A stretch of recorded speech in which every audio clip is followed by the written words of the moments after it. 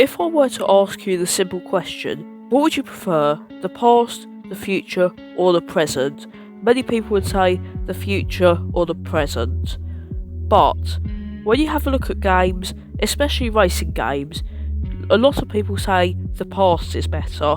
But why is this? Well, it's due to several reasons, which I'm going to get into during this video. First of all, we need to look at nostalgia. Nostalgia is a feeling where you want to return to the past more than stay in the present. You can have this, for example, if you smell, taste, or have some sort of sensation that brings you back to a time in your life which you preferred. It could be your childhood, it could be 2 years ago, it could just be before the pandemic, and you want to return to this time, and this is one of the key factors in racing games and why people prefer old ones to new ones. I feel a game such as Call of Duty is perfect for this. So nowadays you've got games being released almost every single year, and they don't really change much, and really it's just improving it just a tiny bit. But when you have a look back, you look at older games and you go, I prefer to play that, because most people have memories of them being in high school or at some point younger in their life playing it online with friends. Fortnite is another perfect example. 2017 Fortnite, you had the old friend group together playing it.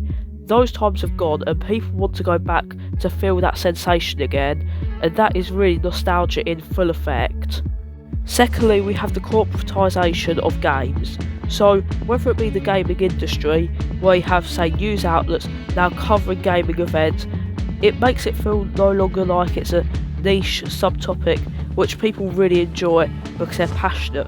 It's now an industry that people can make money in, and now it just makes it feel like a business, like has happened to almost every single sport in the world. A perfect example of this is the F1 Games franchise, which has ran from 2009 to 2021 with Codemasters, who produced the F1 games. After 2021, it was purchased by EA, and since then it's sort of gone in a direction of more being corporate and not so much passionate as like the older games were. If you go back to 2010, you can feel the passion in the games. You can tell that people wanted to make good games that they enjoyed, and that is just something that you don't really get nowadays due to people looking at gaming as a business rather than an escape. A lot of companies nowadays see gaming as an industry where they can show off their product, and this involves them not wanting their product to look bad. Going back to the cars and car gaming industry, so you have a game like BeamNG Drive. Why is it so popular? Well, you get to throw cars into walls and watch them crumble. No other game offers this, partially because they don't want to spend so much money on the physics engine, but also because car companies don't want to see their cars being destroyed, as this gives them a bad reputation and people might think worse of the company. And it's this unique sort of feel that you don't really see anymore. Finally, I'm just going to put up some videos of games up on screen. Which of these would you rather prefer? So first of all, we've got Minecraft back in the early 2010s compared to today. Which one would you rather play? And then you've got games such as Gran Turismo, which is now up on screen. Which would you prefer to play? The old one or the new one? And then finally, you have got games such as COD. Which one would you rather play? The new one or the old one?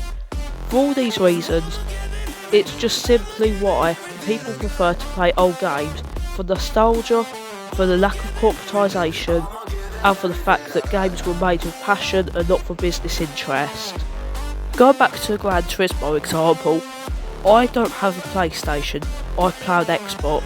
I've never played Gran Turismo in my life except for playing Gran Turismo once and just trialling it at a friend's house.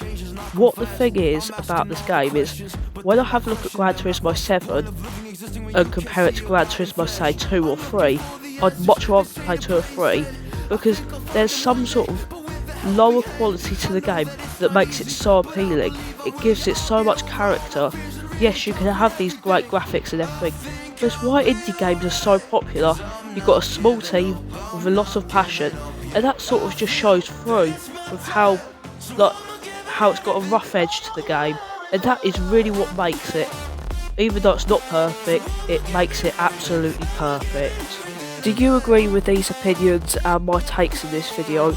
This is just something that I was thinking about recently as I've been watching loads of videos going over the history of games and everything. I just thought this was something that I wanted to speak about, as obviously I'm passionate about it. Anyway, if you have enjoyed this video, please like and subscribe. If you haven't, please tell me what I can improve on in the comments below. I'll see you later.